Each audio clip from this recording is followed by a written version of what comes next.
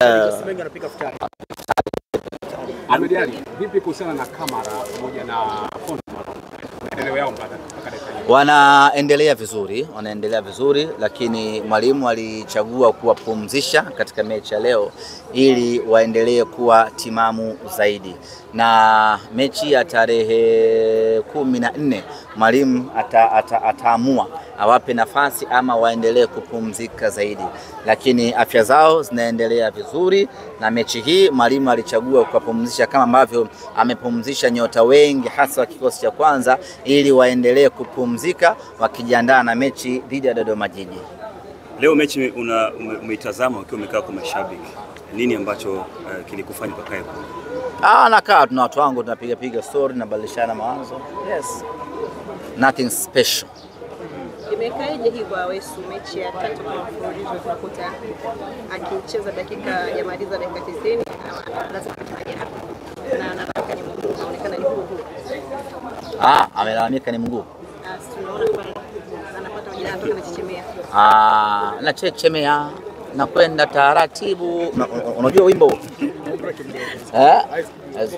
Ahmed, hicho ambacho umekipata TMA alistahili ukipata mtani last week. Kuhusiana na Awesu ni maumivu madogo ya hapa na pale, ambapo akisharudi, unajua hizi mechi mpira hii watu wanagongana sana, kwa hiyo lazima utoke una maumivu, lakini wakitoka hapa wanaingia kwenye barafu. Maumivu yote yale madogo yanaisha, labda kama mtu ana serious injury ndo anaweza akaendelea na maumivu, lakini haya maumivu madogo yote huwa yanaishia kwenye pipa la barafu, na baada hapo wanaendelea na maisha kama kawaida. Kama atakuwa ameumia zaidi tutawapa taarifa zaidi. Ahmed Ally, kwa upande wa Simba nataka kuuliza kama mna mtaalamu wa psychology, kwa sababu naona kwa upande wa Budo imekuwa kama ni changamoto, kama ni mchezaji mzuri lakini psychological yake kama haiko sawa. Vipi na mtaalamu wa psychology pale Simba? Mimi nadhani tukuchukue wewe kwa sababu wewe ndo mtu wa kwanza kugundua kwamba Budo hayuko sawa kisaikolojia. Wewe ndo mtu wa kwanza. Sasa mimi nadhani tukuchukue wewe mwanangu Lugano Israel.